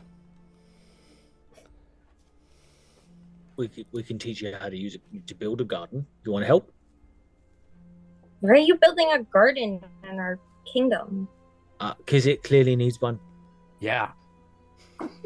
Otherwise, why would we be building a garden? That's good. Yeah. I like eating vegetables. Don't you like to eat vegetables? I mean, geez. Yeah, but I like eggplants. I like carrots and all that stuff that grows in That the is dirt. my dad would never let some people like creatures like you in here. He only lets Creatures like And us, with huh? that, Wow. Okay, so this is the type of people. This is the type of place where someone and other an than arrow elves. from the center of the camp arcs through the trees, through the bush, right between you, Phelan, and you, Ryan, and right through the chest of Kinko, the bugbear. Hey, bloody hell, is that arrow? Wow. Oh, so you are those kind of they're those kind of people, Kinko. Wow. You shoot people with arrows who are just trying to make a garden for you, hire people to come out here, and then these are some sick, twisted people, Kinko. Shing! And Spadix, an arrow right between the eyes. Oh, well. And like I was saying, Kinko, and these are some very rude eggplants, and they don't like. I just throw a rock at him. They don't like They don't like holes like. Spadix, you get another arrow and then a rock. And Phelan. Oh, look. I was wondering where you went, Mama. They told me they buried you in the ground. Okay. And Phelan, you look over to see the stern eyes of your father, and you know that this means probably grounded for about 100 years. Grounded as a wood person, that means they actually bury you. All right, and on that nagging comment from your cousin, we drift back into the ship. As Phelan, you know that it was kind of the way you escaped in the night with your mother's sacred bow was a little unceremonious, but you hope that when you do go back, you can impress them all with what you've accomplished. Wait, your father just murdered them? yeah, he was not very tolerant of outsiders. Hence why I was not allowed to leave. Just making a garden. Is it You a really garden think they now? were just making a garden? Well, we'll never know, will we? Yeah. They never really tried anything. It sounded like you guys were talking for like a solid 20 minutes and nothing happened. Wow, her dad sounds like a dick. I mean, There's some level he's of intolerance here. But, I mean, if you lived he's in a- a secluded grove, that's the reason, I guess. Well, Phelan, I wanted to call you Kayla just now. I don't know why, but Phelan, that's so weird. it is strange. I'm glad you're here. I hope that you can show your people the way. Thank you. I'm glad I'm here too. I'm glad I finally made the decision. And that I finally do get to see something more than just whatever was known. And I do hope I get to go back one day. That's my plan sometime. And maybe I can convince the rest of my tribe that their current way of living might not be the best. And Phelan, as this smiling nomad, gives you this little bit of encouraging advice, you just kind of look into his face and realize it's about time you heard his story. What about you, Alexander? We don't know much about you either. Whoa. Wow, throwing shade.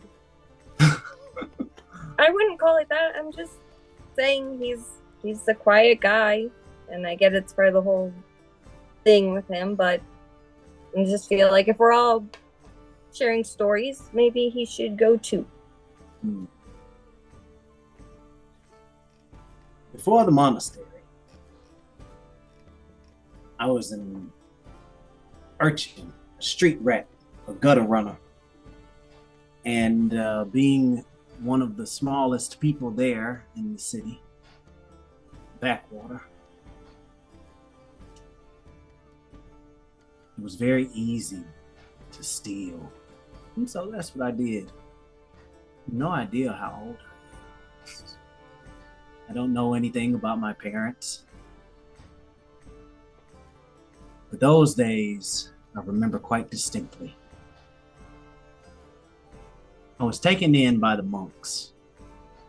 They saved my life after I was caught stealing from a nobleman who had been prowling the streets one night, dressed in a outfit, disguised as a common person. And yeah, that's pretty much it. All right. And Alexander, there's a twinkle in his eye as he considers the story, and then he simply glazes over it. But we go now, travel into his mind, and that story that he so easily glazed over. So, Alexander. Into the mind palace. Oh yeah, You and he's a are- monk, so it'll have that weird transition from Kung Fu the Legend Continues. Alexander, you go, you are just a child running around the streets under the cover of darkness, exploiting your nimble hands and quick feet to steal, reach into any pocket, take any delicious pie from any window. In fact, you have the record for most pies taken from a single complex of units. And you're very proud of Sting it. operation. So this one night, you are out prowling when a nobleman who is very distressed about having his pocket picked every time he goes through the town square, and since the guards are not willing to do anything about it, he's deciding to take matters into his own hands and discover who the thief is. This robed nobleman will be played by Charlie. And we begin on a full moon night on the cobblestone streets. It's fine. It's perfectly fine. I'm a perfectly capable individual. I can, of course, I can do this. It's fine. It's fine. It's fine.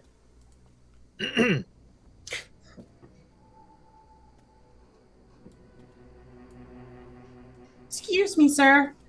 Oh, God. What are you? I'm quite hungry. If you could just spare a few pence. Oh, darling, sweet little thing. I'm so sorry. I didn't care. Please. No. If you wanted food, you shouldn't have been poor. I'm very sorry. I have Man, that's it, man. You better give me all your stuff, man. I'll stab you in the ankles. Is that a knife? Yes, a knife. What's wrong with you? I see.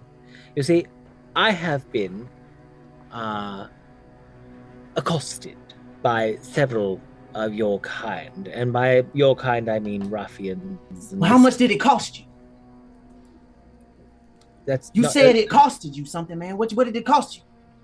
Oh, wow. All right.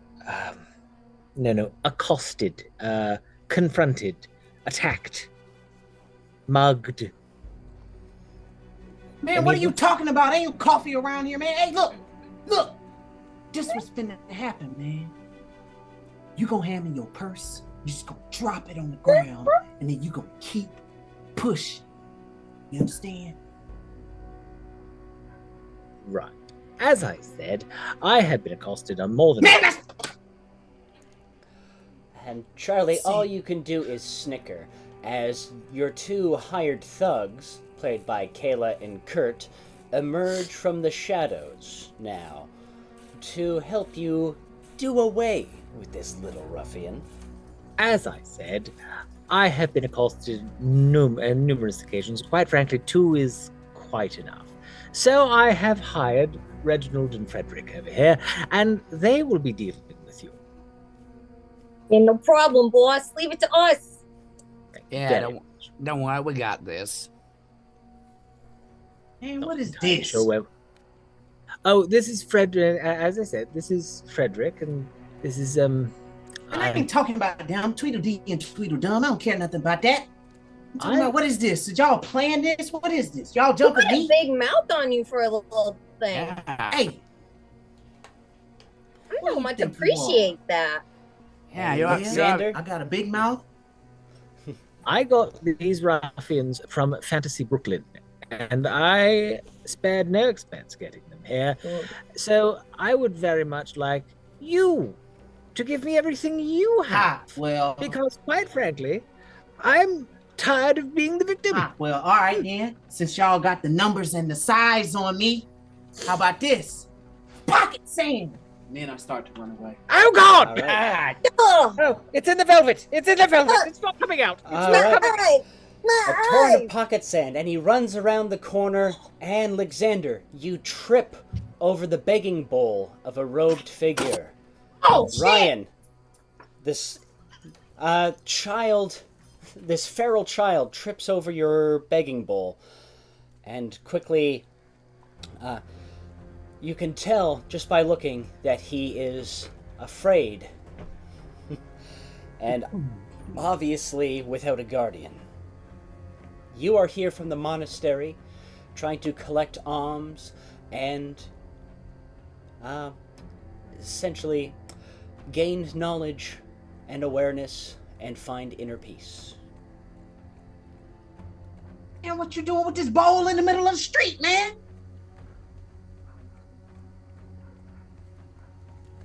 Man, I can't even hear what you're saying, man. Did I see him run from people? Not yet, but now suddenly, and Alexander, you have to choose. Will you try to hide, or will you keep running as these you hear the footsteps of the Fantasy Brooklyn mob coming round the corner? Well, seeing him scared. Frederick, hang on. Oh. It's in your eyebrows. It's just gonna go Oh, directly. Shit, I can't. I'm It's gonna go directly into your eyes from that one. It's Seeing good. him, They hurt. Yeah, seeing just him close your eyes scared, really tight. Let the tears flush it out. It'll be fine. No, I don't cry. Mama No, the said man tough guys don't just cry. gives a gentle You're smile. not crying. You're just. I'm not gonna cry. I ain't Alright. gonna cry, Mom. So they come around the corner, doing Yeah, this. the man just gives a gentle smile before they turn the corner, opens up his cloak, just quietly beckons the young boy towards it. You ain't no perv, is you? Everything will be fine. I mean, look at me. I mean, I have this Slowly I have puts this it back. Urchin's pocket sand in my I velvet. can't see. I can't look at you. I can't see. Okay. There's sand in my eyes. It's fine. Why does I have why water. does it smell like I have kitty water. litter? I have water. Here you go. And Just so- put water. There you go. There you go. Oh my It's on God. now. It burns. You guys decide to call it a night. You are so exhausted by the pocket sand. Man, I've had enough of this. I do apologize. You will, of course, be paid in full. I want a did not. bonus. I did He not made see my sand. new eyes. I did not see sand coming. I thought knife. That would be the end of it. He is clearly a clever individual. I apologize. By all means, allow me to buy the first 3 rounds of drinks, shall we? I'm so tired of the devil's little people and the stupid magic tricks. Ah! All right. Whoa. And our Whoa. mischievous Whoa. trio wanders off into the night. Sorry, guys. I just gotta move this ahead too. As Alexander, you hear your pursuers complaining off into the distance, and this is the first time anyone has ever shown you kindness. Man, can you let me out of here? It kind of stinks. Just opens it back up.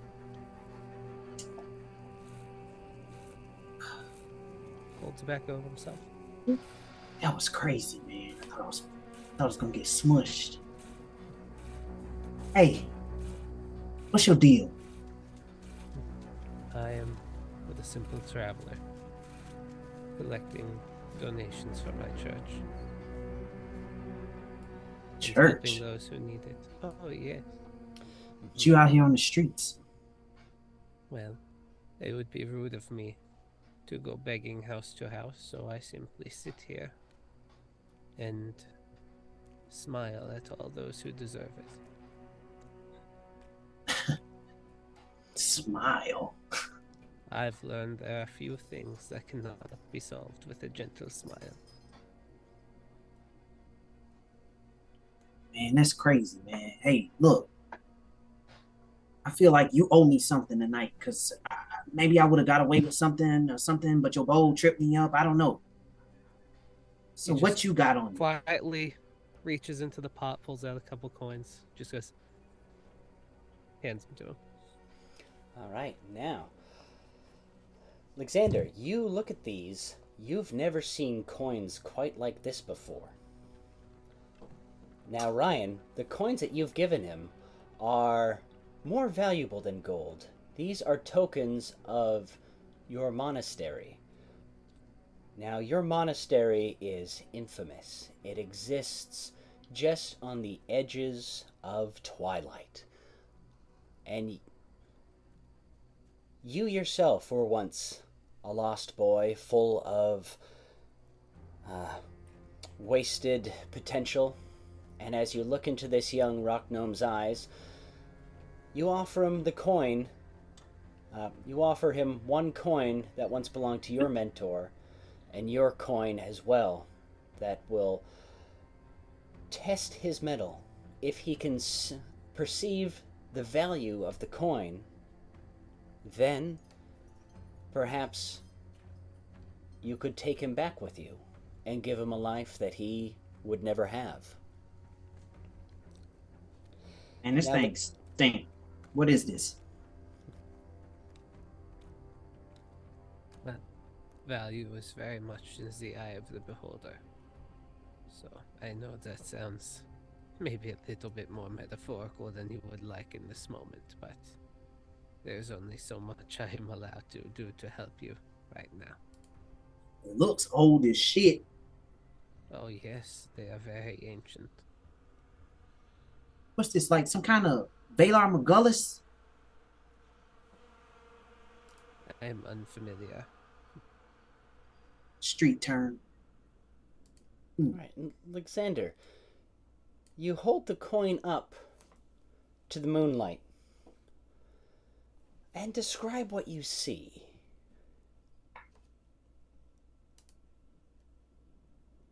It might have been a face at some point,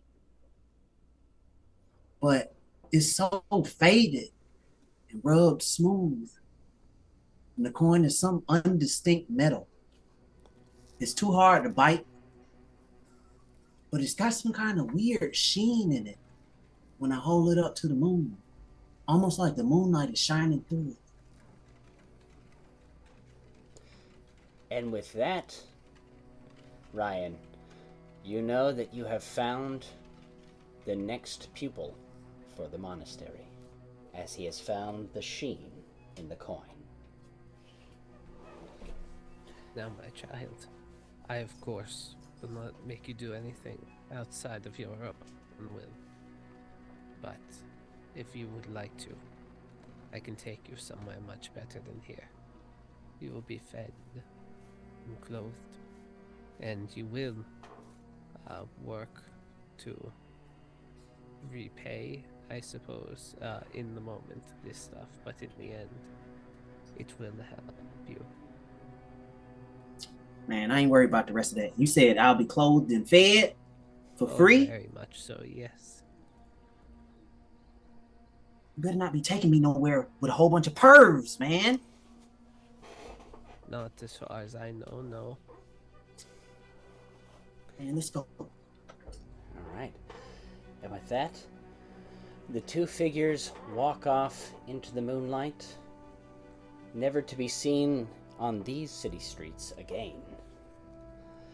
And Alexander, as years of training and meditation and the opening of your third eye all manifest in your heart and soul, we come back to you as you say, well, that's pretty much it. Yeah, that's about it.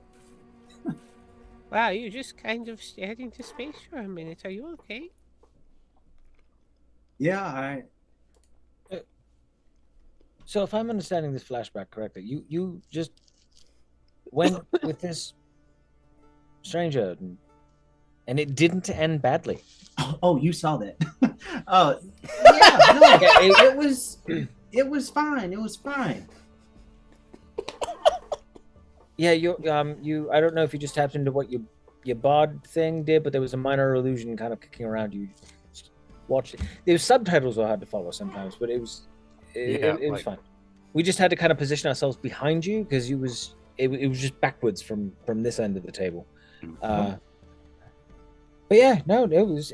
I'm really glad that it worked out for you because you could have ended somewhere where everyone just wanted something to do with your feet.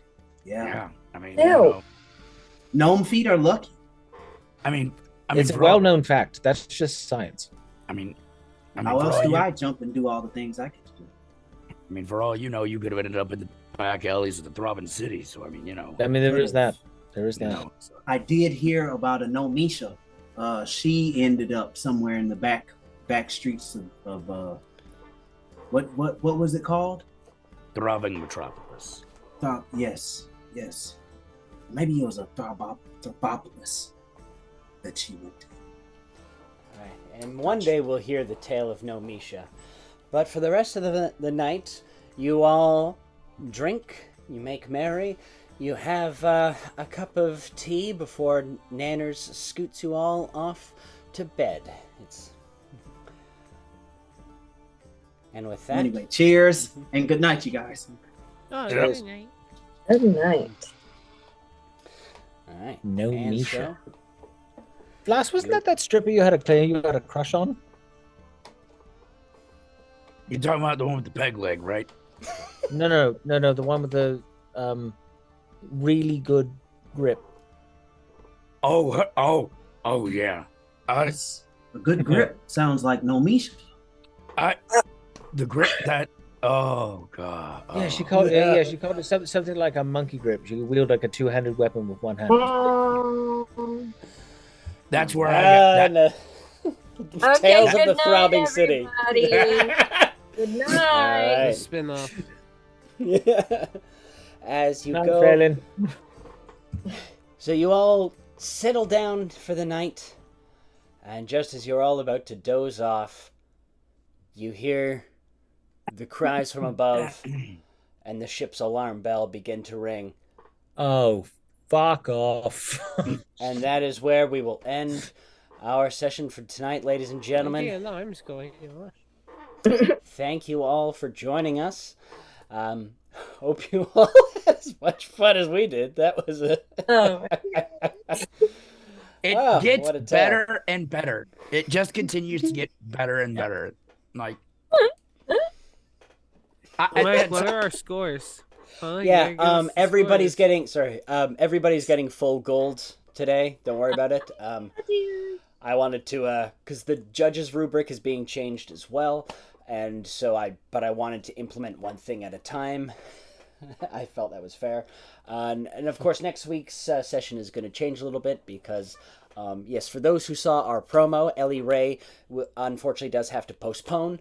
So we will be in touch with her, and we will let you know as soon as we know. Oh, and also, Alexander and Charlie, Ellie Ray had to postpone. Just letting you know. Oh. Bye. I only found out. A couple hours before game, so I figured we'd, here. But thank you all for joining us. I hope that was a fun little jaunt back into our lovely little game, and we got to learn a little bit more about our characters, and we have some fun NPCs now that might show up at some point. Welcome back, y'all. Welcome back. Welcome back. I'm glad to have you. Glad to have you. Hey, Chaddison and Romulus, like that is Hey. so Oh my you guys, so come here. douche. You guys, come here. Come here. Come here. I am Hey, here. Hey, You're in Stop control of touching the my camera, face. man. Like, hey, 100 Ah, your tongue's seasons. in my eye. 100 seasons. You guys, 100 seasons. We're gonna be worldwide. Mr. Worldwide. We're gonna be worldwide. Everybody's gonna know. That would Everybody's be gonna know what happened to No Misha. 25 Everybody's years, gonna know. right? Everybody's gotta know. Everyone. And Morty, we're gonna be rich, Morty. We're gonna be rich. 100 seasons. 100 seasons. I'm probably gonna get my Szechuan sauce, Morty, and I'm not gonna stop. I'm not gonna stop till I get it, Morty. all right. All right. See y'all later.